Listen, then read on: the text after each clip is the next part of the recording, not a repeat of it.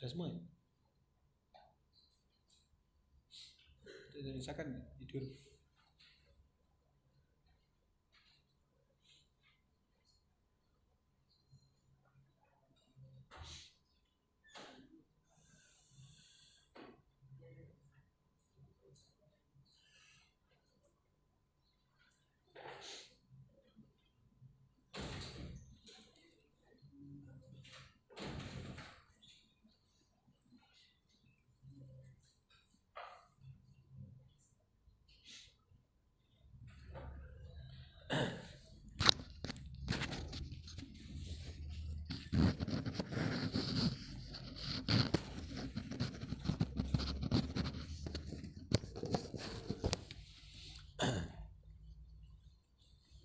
Bismillahirrahmanirrahim. Alhamdulillahirabbil alamin. Wassalatu wassalamu ala asyrafil anbiya'i wal mursalin nabiyyina Muhammadin wa ala alihi wa ashabihi wa man tabi'ahum bi ihsanin ila yaumiddin. Para penuntut ilmu yang dirahmati oleh Allah. Alhamdulillah, meskipun ada perubahan jadwal, mudah-mudahan tidak mengganggu semangat kita, tidak mengganggu semangat kita di dalam beribadah dan dalam menuntut ilmu.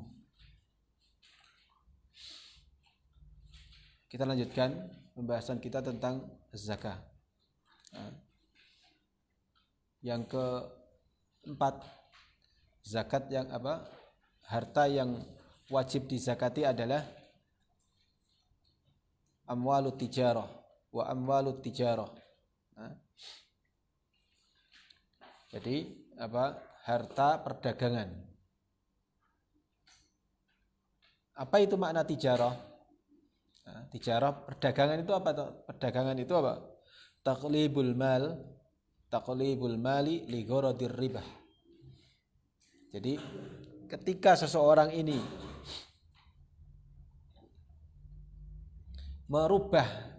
berniat untuk merubah satu harta untuk tujuan mencari keuntungan, disitulah namanya tijarah.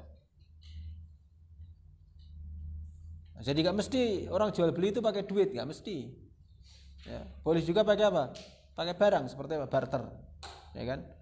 HP ini saya jual dengan misalnya HP ini, ya. Boleh nggak? Boleh aja. Nah, yang punya nggak mau, ya kan? Yang punya nggak mau. Jadi misalnya pena ini, saya jual pena ini dengan sebuah kitab. Nah, boleh. Ada keuntungan nggak situ? Ya, mungkin ada. Nah, jadi ketika orang ini meniatkan untuk merubah satu harta dengan tujuan untuk mendapatkan keuntungan, maka dinamakan dia masuk dalam ranah tijarah, perdagangan. Maka nanti kalau antum mau berdagang, ya kan, itu harus dihitung dia, kapan mulainya. Nah, kapan mulainya perdagangan itu? Karena apa? Boleh jadi antum, saya kan modalnya kecil. Modalnya kecil 50.000 mungkin. Setelah 1 tahun menjadi 500 juta misalnya. Nah, boleh jadi, bisa aja. Rezeki kan dari Allah, rezeki min Allah. Nah, jadi dihitung mulainya perdagangan mulai kapan.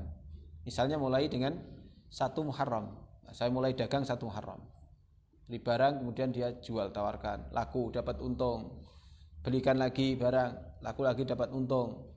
Sampai nanti di akhir Muharram, masuk Muharram lagi, tahun setelahnya, nah, dihitung. Tadinya dagangannya 1 buah HP. Nah, di akhir tahun konternya penuh dengan HP. Nah, HP ini dihitung dia. Dihitung jumlah. Nah, HP-nya ada berapa? HP-nya ada 100 biji. 1 bijinya aja berapa? Paling murah 3 juta, paling mahal 10 juta. Nah, dihitung perinciannya. Setelah ditotal semua, Oh, berarti total harga HP ini bukan harga beli loh ya, harga jual.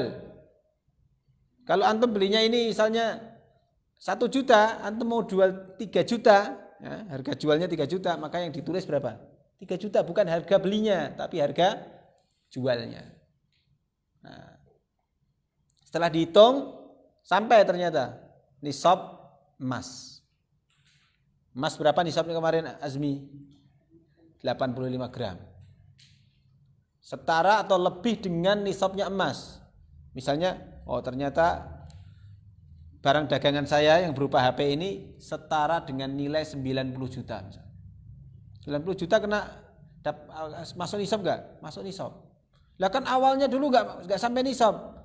Perdagangan ini yang jadi patokan adalah akhirnya. Berbeda dengan emas kemarin. Kalau emas dari mulai kapan menghitung ini haulnya? Ketika masuk nisab. Ya kan kemarin? Ketika masuk nisab baru dihitung haulnya. Tapi perdagangan tidak. Perdagangan kapan mulai perdagangannya? Nah, tinggal nanti di akhir haul, di akhir 1 tahun masuk nisab apa tidak? Kalau masuk nisab maka mengeluarkan zakat. Kalau tidak maka tidak mengeluarkan zakat. Nah, paham kan? Beda dengan emas ya. Kalau emas kemarin apa? Kapan ngitung haulnya? Ketika sudah mencapai nisab. Kalau belum ya jangan dihitung. Tapi harta perdagangan tidak. Kapan mulainya perdagangan? Nah, saya mulai tanggal 5 Muharram. Maka tanggal 5 Muharram tahun depan antum hitung. Berapa jumlah perdagangan saya? Ini dagang apa saja? Dagang apa saja? Nah, yang penting semua perdagangan. Tadi apa definisinya? Taqlibul mal li gharadir ribah. Nah, jadi menjadikan harta untuk tujuan apa? Tujuan mencari keuntungan. Nah, tujuannya mencari keuntungan maka apa? Maka masuk dalam perdagangan dia.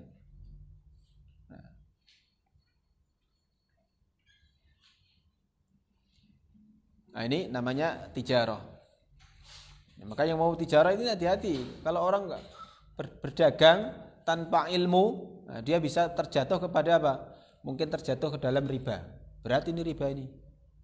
Mungkin dia terjatuh kepada akad yang rusak. Mungkin dia akan terjatuh, nggak tahu loh, saya harus bayar zakat. Bertahun-tahun nggak pernah bayar zakat. Ada sebagian warung di tempat kita, ini warung kelontong itu jual semua apa aja itu. Nanti di akhir tahun dia kasih ngasih istilah kalau kita persenan itu kepada pelanggannya. Apakah ini cukup? Nah, apakah ini cukup? Nah, kalau pelanggannya orang kaya ya enggak cukup. Kan zakat harus diberikan kepada 8 golongan ini. 8 golongan penerima zakat. Ya kalau ternyata pelanggannya ini orang kaya dikasih, ini hadiah. Enggak masuk dari situ. Kalau pelanggannya orang miskin, nah dia niatkan untuk ini zakat saya.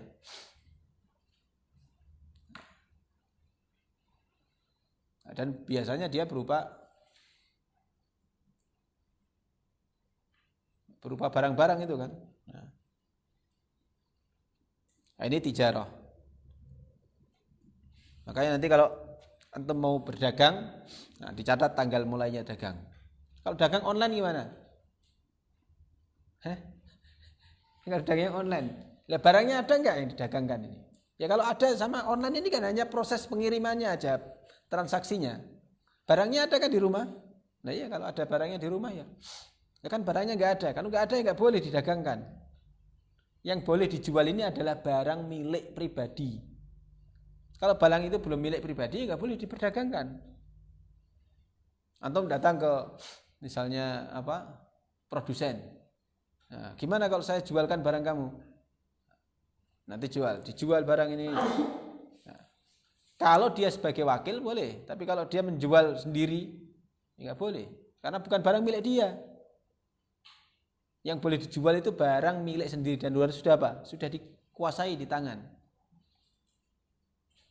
Nah, kalau belum ya belum sampai misalnya barang mau dalam perjalanan atau barang masih di Barangnya masih di mana? Di Pekalongan. Mau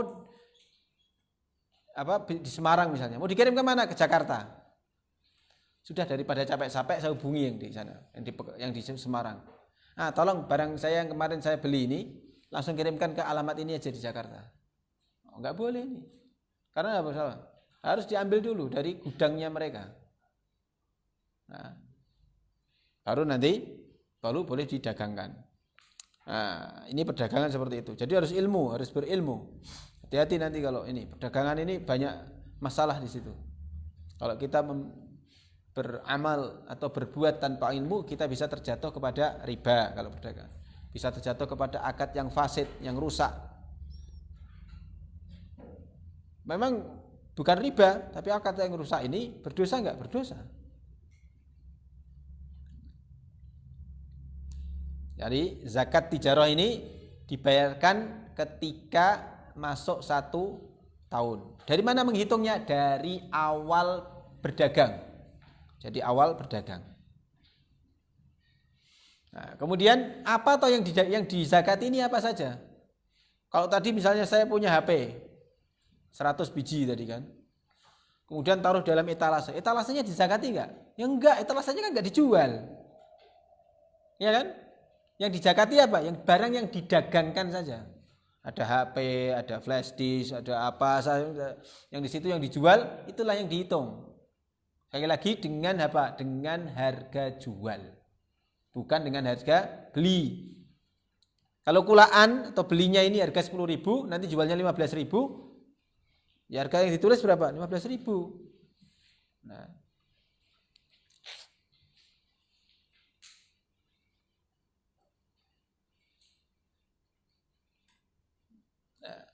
Jadi kemudian yang dizakati tadi apa? Yang dizakati adalah barang dagangan. Kalau misalnya ada orang punya uang, saya mau berdagang. Punya modal berapa kamu? Saya punya uang 40 juta. Kamu mau dagang apa? Saya mau dagang kelontong. Nah, sudah ada warungnya? Alhamdulillah sudah ada. Nah, berarti 40 juta. Ini kan? 40 juta ini masuk nisab enggak? Belum. Ya kan? Tapi saya kan enggak punya kendaraan untuk transportasi. Maka yang 20 juta saya belikan motor. Yang 20 juta baru saya belikan barang dagangan. Motornya dizakati enggak?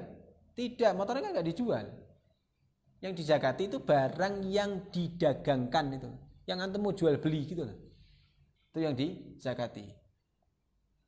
Kalau motor, warungnya, ada kursi, ada etalase, ada macam, ada tempat untuk beras dan sebagainya, yang enggak almari, ini yang enggak dizakati. Yang dizakati adalah barang dagangannya. Ini jangan salah. Karena banyak orang yang menanyakan, ini kalau saya punya warung, ini yang etalase itu dizakati enggak, motornya gimana, mobilnya gimana? Ya udah, mobil ini kan bukan barang dagangan, kecuali kalau dagangnya mobil. Kalau dagangnya mobil, ya mobilnya dihitung. Nah,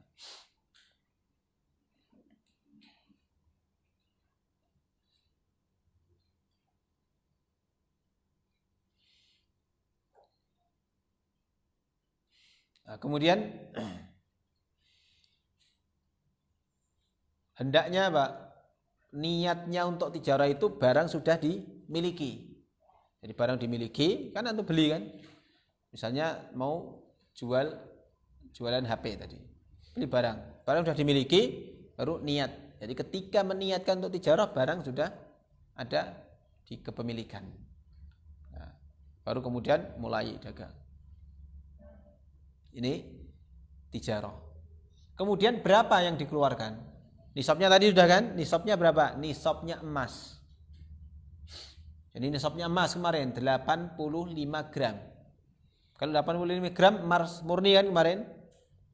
Nah, emas murni. Jadi 8 nanti dicari di ini. Ditanyakan bisa lihat di internet berapa harga emas murni itu. Nanti kira-kira bisa dihitung. Kalikan 85. Misalnya emas murni harganya 900, kalikan 85. Ketemunya berapa dia?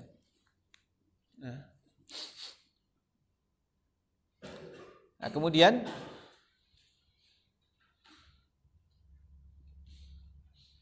berapa mengeluarkannya? Berapa mengeluarkan dari harta tijarah ini? Nah, dari harta perdagangan ini. Nah, mengeluarkannya sama. Nah, wajibuha, wajibnya zakat atau wajibnya amal tijarah ini rub'u usyur. Rub'u usyri qimati urudit tijarah. Jadi seperempat dari sepersepuluh. Seperempatnya sepersepuluh. Kalau pakai persen berapa? 2,5%. Nah, 2,5% dari qimah itu nilai, urut itu barang perdagangan. Jadi setelah 1 tahun, nah lihat di gudangnya, dicek satu-satu. Maka toko yang bagus itu mestinya dia punya data, barang masuk, barang keluar, sehingga dicatat nanti, oh barang ini masuk sekian, keluar. Nanti tidak usah setiap tahun nanti harus bongkar gudang semua, dicari satu-satu. Bongkar gudangnya butuh waktu 1 bulan. Nah, tapi kalau yang sehat, memang di kampung-kampung itu nggak pakai memang. Warung-warung kecil itu kan, warung-warung kelontong itu. Tapi ada warung kelontong yang cukup besar juga. Kalau besar dia nilai. Seperti ada teman dulu, orang tuanya warung kelontong di kampung. Jualnya apa saja katanya. Nanti masyarakat dia butuh apa? Butuh kulkas, beli kulkas atau habis itu. Iya benar. Nanti butuhnya mesin cuci, belikan mesin cuci, taruh situ. Nah, kalau satu mesin, dia punya 3 mesin cuci udah berapa harganya? Mesin cucinya kalau satunya 1,5 juta udah pas 1,5 juta. Belum lagi nanti apalah kain lah, barang apa saja ada. Nah, ya. Makanya setiap tahun dia harus nilai, hitung dia. Jumlah ini berapa? Lama nggak? Ya lama. Makanya kalau dia ini pedagang yang baik, yang manajemennya baik maksudnya, itu dia akan mencatat dia apa barang yang masuk, barang yang keluar. Jadi barang yang keluar nanti saya beli misalnya 5 buah kulkas misalnya, kulkas itu kan. Nanti ketika ada orang beli 1 kan dicetak, oh sisanya tinggal 4. Kan nggak usah nanti lihat semua barang kayak gitu ya, semua barang seperti itu. Pokoknya setiap akhir tahun, di akhir tahun haul itu dia harus melihat gudangnya, apa yang di gudang. Catati semua. Ada jumlah plastik sekian. Oh lama ya lama. Ya, pengennya untung ini aja, keuntungannya aja. Kalau keuntungannya mau, tapi bayar zakatnya nggak mau. Nah, coba sekarang warung itu berapa banyak di tempat kita ini? Indomaret itu, pemiliknya kena nggak? Oh barangnya banyak sekali itu Indomaret. Iya kan? Sayangnya kalau yang punya ini orang Muslim harusnya kena zakat dia. Kalau yang kena ini yang punya orang kafir ya nggak kena zakat dia.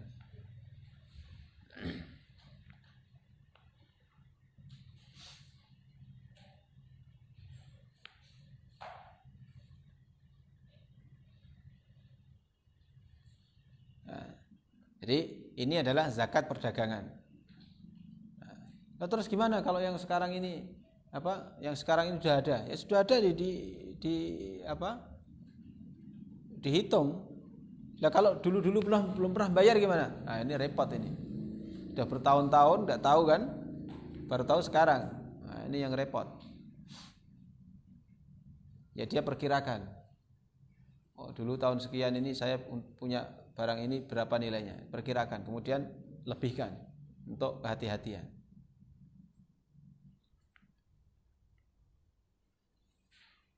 Nah, ini urud at-tijarah.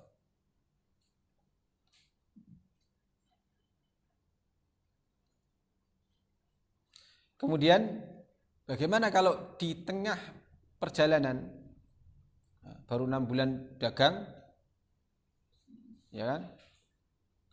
Wah, ini kelihatannya rugi. Kalau kita dagang ini sekarang nggak tren, saya mau berhenti aja. Ketika dia berhenti, maka selesai kan? enggak berhenti dia, sudahlah barang yang ada ini mau saya hibahkan aja lah, usah bagi-bagi ke tetangga aja. Udah capek saya dagang enggak untung-untung, malah buntung, ya kan? Wah tetangganya seneng. Nah kalau dia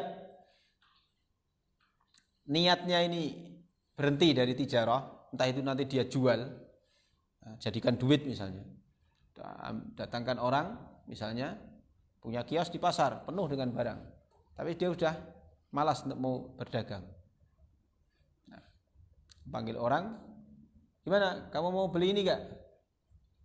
Mau beli apa? Semua warung saya dan isinya ini gak? Nah, kalau dijual dijadikan uang, ya kan? Dijadikan uang, maka nanti dilihat. Nah, dilihat nanti. Kalau ketika dijual ini di bawah nisab, dijual semua ternyata di bawah nisab. Katakanlah nisabnya misalnya 80 juta. Di bawah 80 juta, hanya dijual semua berapa? Sudahlah, barang perdagangan semua saya beli seharga 50 juta. Nah, 20 juta kan di bawah nisab. Maka yang seperti ini terputus haulnya. Haulnya terputus. Nah, tapi kalau ternyata di atas haul nisab, ternyata dijual semua, dah hargai berapa? Ya sudah saya hargai 100 juta. 100 juta kan di atas nisab kan? Maka haulnya tetap berjalan. Tetap jalan dia. Nanti kalau uang itu disimpan, masukkan ke bank. Tadi setelah 6 bulan kan dijual tadi kan? Setelah 6 bulan, maka dia harus mengeluarkan apa? Zakat harta tadi. Lah kan baru 6 bulan harta saya ini, uang saya ini 100 juta baru 6 bulan. Iya 6 bulan, tapi dia kelanjutan dari harta tijarah tadi. Ya, dia kelanjutan dari harta tijarah.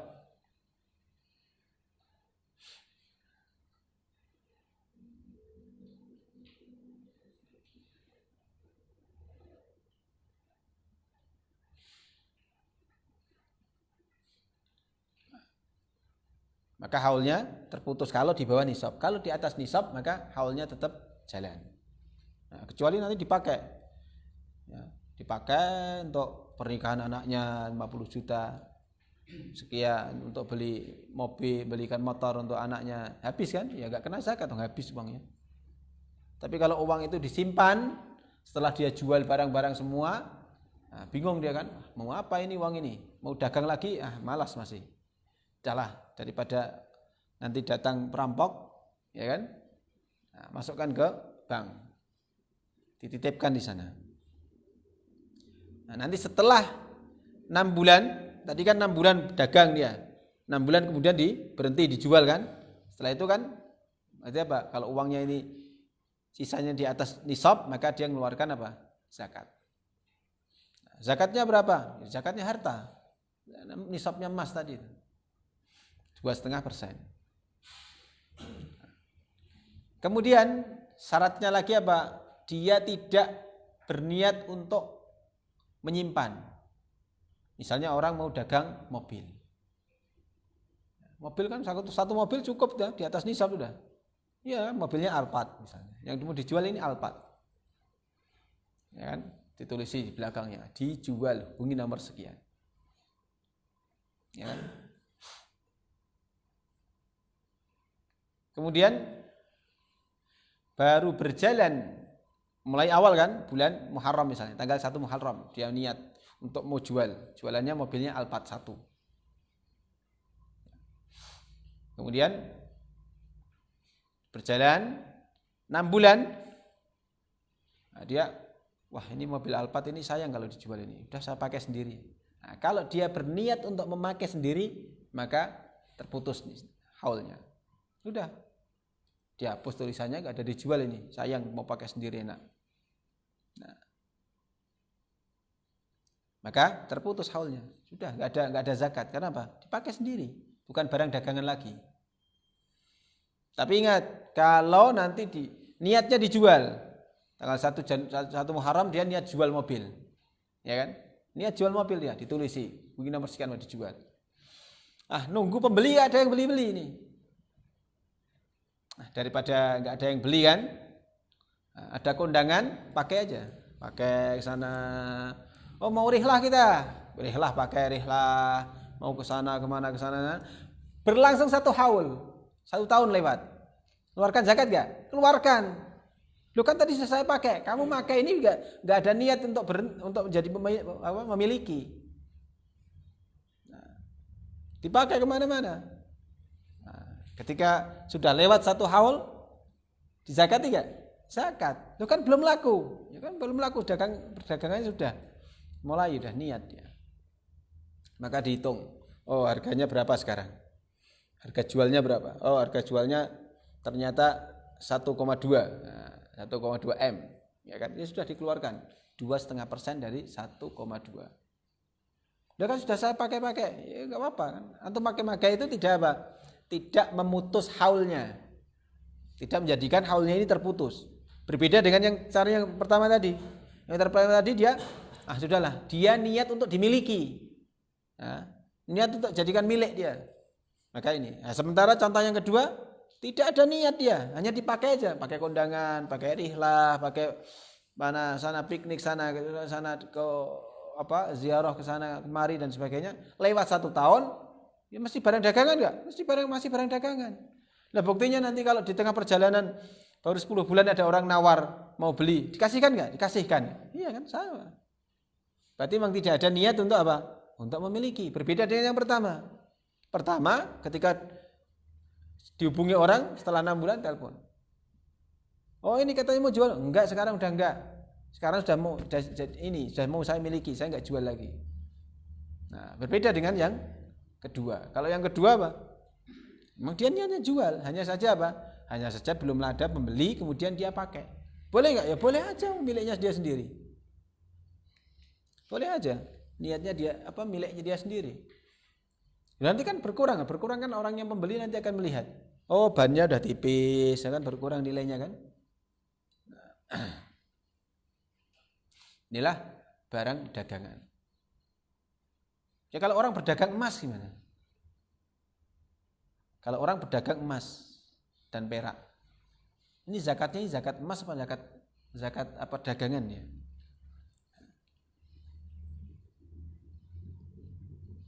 Jadi ada toko-toko emas itu kan?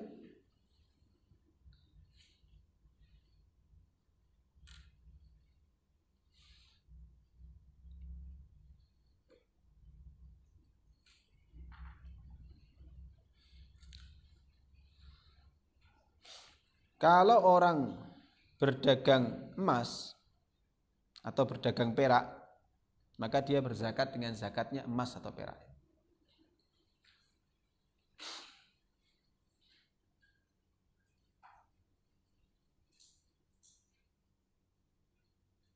Kalau terpenuhi apa? Kalau terpenuhi syaratnya. Syaratnya kemarin apa? Emas sama perak ini. Masuk nisab dan haul 1 tahun kan? Kalau emas ini kan kalau terpenuhi syaratnya. Kalau enggak kan emasnya gonta-ganti kan? Ini yang gelang ini baru 6 bulan laku, dia beli lagi. Yang 6 bulan kan sudah lewat, sudah. Kalau enggak memenuhi syarat, kalau tidak memenuhi syarat, misalnya apa? Emasnya ganti-ganti terus, kan enggak sampai haul nanti. Iya kan? Enggak sampai haul. Karena apa? Emasnya ganti-ganti terus ya. Yang ini udah laku beli lagi, yang ini laku beli lagi. Nah, maka dia zakati dengan zakat apa? Tijarah. Di akhir nanti dihitung berapa jumlah emas yang ada di situ, berapa jumlah peraknya, kemudian dinilai. Nah, sekali lagi harga jual. Jadi ketika menghitung ini yang dinilai adalah harga jualnya, bukan harga ketika pembeli. Nah, bukan harga ketika membeli.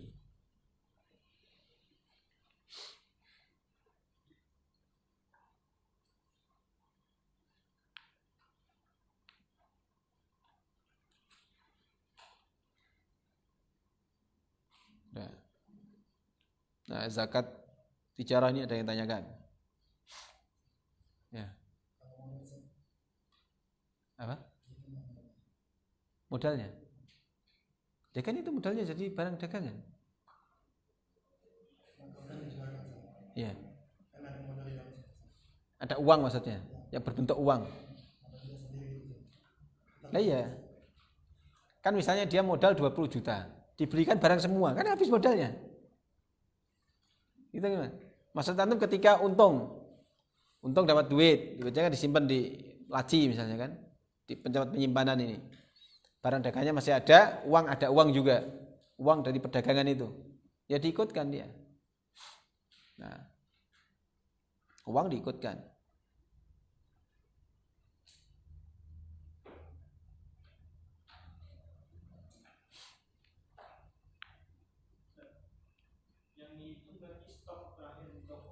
Iya, yang terakhir di toko. Jadi kalau dia dapat keuntungan kan, setiap bulan dapat keuntungan 5 juta. Tapi kan dia butuh makan. Pakai untuk makan, untuk misalnya biaya anak sekolah, biaya anaknya di pondok misalnya. Ya sudah, setelah pakai untuk kebutuhan sehari-hari, selesai kan? Di akhir tahun lihat yang ada di gudang itu barang-barang dagangannya.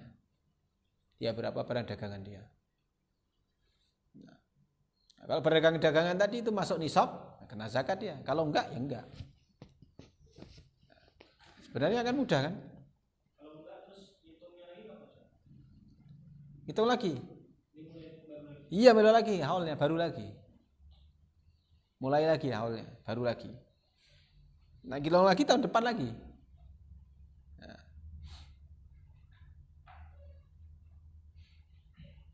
Kalau orang misalnya bosen, misalnya bukan bosen atau lihat kan namanya pebisnis kan, baru jalan 6 bulan, tadinya dia dagang sembako. Wah, sembako ini enggak prospek ini. Nah, toko sembako udah banyak. Nah, saya mau beralih aja. Sekarang ini orang pengennya apa? Saya beralih ke dagang elektronik aja. Nah, maka ketika dialih dagangkan, dijual kan? Jual semua, laku. Ya kan? Kemudian dibelikan elektronik. Maka haulnya tidak terputus. Kenapa? Berpindah dari barang dagangan ke barang dagangan yang lain. Nah, haulnya tidak terputus. Karena apa? Ya dari barang sama aja, barang dagangannya ini berupa beras atau barang dagangannya berupa HP, sama aja. Hanya dia berpindah nama. Ini juga barang dagangan, ini barang dagangan. Beda namanya. Ini beras, ini HP. Sudah. Haulnya tidak terputus. Ya. Jadi yang terputus tadi, kalau dia berniat untuk memiliki, oh, sudahlah saya berhenti berdagang. Wah, sampai diutang banyak orang. Nah, sudah berhenti, ini mau saya miliki aja semua. Soalnya dagangnya sembako kan, sudah mau saya makan sendiri aja. Beras ada, gula ada, saya juga butuh. Makan sendiri, sudah. Nanti ada orang mau beli, sudah gak jualan. Nah, beli tempat lain saja. Nah, iya kan? Hah? Lah ini jasa ini mahal. Jasa ini kan sebenarnya sewa menyewa. Jasa kan, misalnya antum servis, jasa servis motor ini kan. Seperti servis motor itu. Servis motor itu ada dua dia. Ada perdagangan, dia jual spare part kan. Ada jasa. Nah, jasa ini enggak ada dalam ini. Enggak ada jasa ini. Ini jasa enggak ada barangnya. Antum jasa macul misalnya. Iya kan? Lo macul ini jasa juga. Iya kan? Jasa macul. Jasa enggak jasa. Sekarang orang antum cari tukang macul ini sulit. Tempat saya itu cari, semua anak muda enggak mau macul sekarang. Gengsi mereka. Iya. Milih kerja bangunan. Wah, berat-berat kerja bangunan. Tapi enggak mau jadi petani. Karena sekarang ini orang-orang sukses itu banyak jadi petani. Asal pengelolaannya bagus, sukses mereka. Ya, sementara kerja di bangunan itu udah berat, ya kan? Berat, kerjanya kadang-kadang malam. Sudah gitu kalau kerja di pertanian itu kita kadang-kadang sedekah tanpa kita ketahui. Datang musim panen, datang burung ikut makan di situ. Sedekah ya kan. Nanti biarkan kalau ada burung, biar makan. Ketika dipanen, nggak ada isinya apa-apa. Kena hama. Hama ini merusak dia masalahnya. Kalau burung kan nggak merusak dia.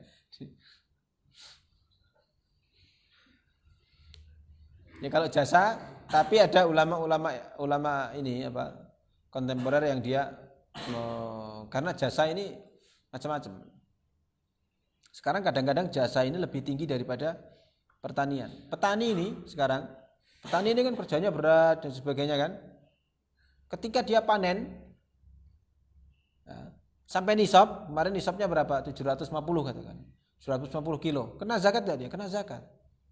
Nah, sekarang dokter itu kalau tempat kita ada dokter gigi itu satu hari itu pasiennya sekitar 40.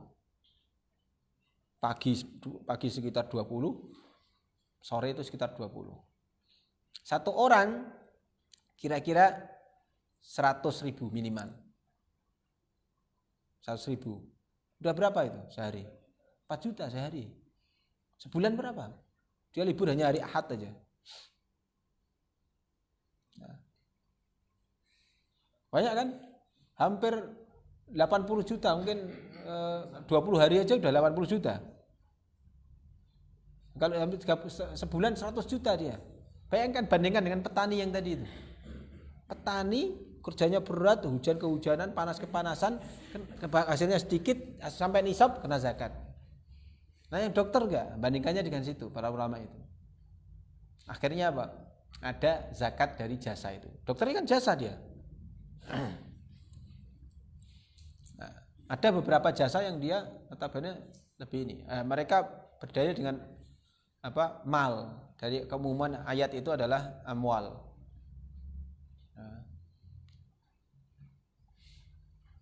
Khudh min amwalikum.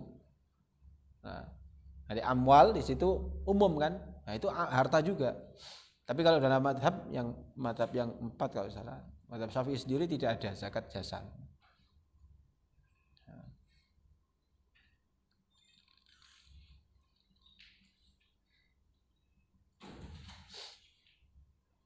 Nah ini nanti kalau dia ada tergabung di situ jasa dan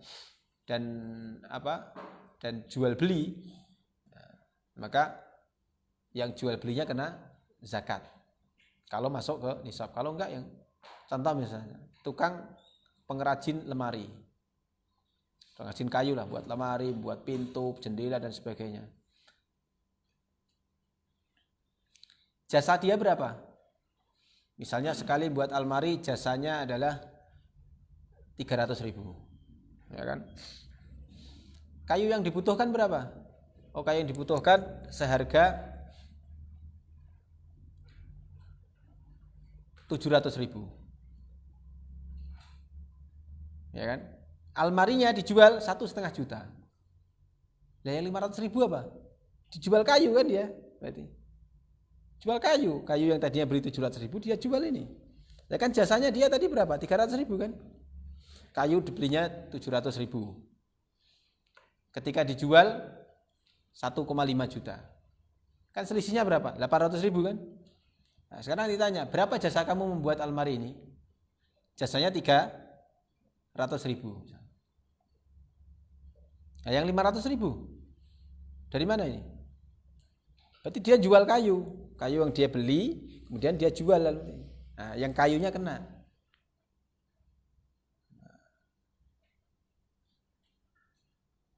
Kayunya kena.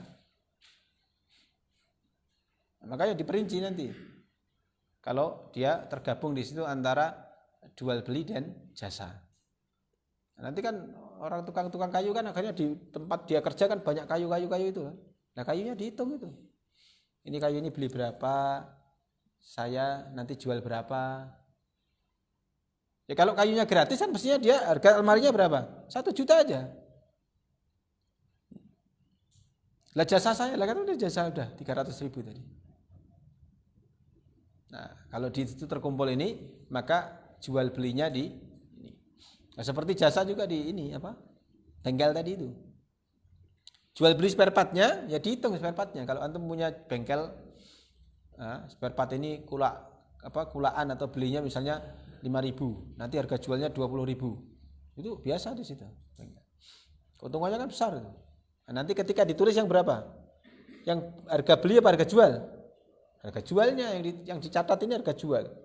Setelah itu kemudian direkap semua, jumlahnya berapa? Oh, jumlahnya ternyata dapat 100 juta. Di atas nisab, berarti kena zakat. Nah, kecuali kalau bengkel kecil-kecilan kan, butuh baru belikan, Ya di akhirnya nggak ada. Masuk ke bengkelnya mana harga jual belinya? Nggak ada, tinggal 1-2 botol oli aja, nggak sampai nisab itu. Nah, jadi seperti itu tentang harta tijarah. Jadi yang mau tijarah nanti perhatikan itu. Jangan sampai nanti antum sudah bertahun-tahun gak pernah bayar zakat nanti. Orang ketika tidak bayar zakat itu apa dulu? Di zaman Abu Bakar diperangi dia. Diperangi. Zaman Khalifah Abu Bakar itu ada 2 fitnah. Ya kan? Fitnah riddah. Setelah meninggalnya Rasulullah, banyak orang yang keluar dari Islam. Diperangi dia. Kemudian orang yang menolak bayar zakat. Juga diperangi mereka. Nah, maka katakan kemarin, seandainya zakat ini kaum muslim ini taat pada zakat, harta itu melimpah. Nah, ada orang miskin nanti, sekolah gratis dan sebagainya.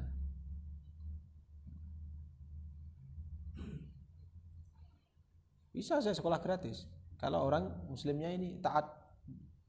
Nah, sekarang ini kita ini dalam ini kaum muslimin ini berada di apa ya, kan mereka harus bayar pajak juga kan. Sekarang semua dipajaki, semua pajak. Punya iklan ini kan, warung makan kena pajak dia, semua dipajaki sekarang.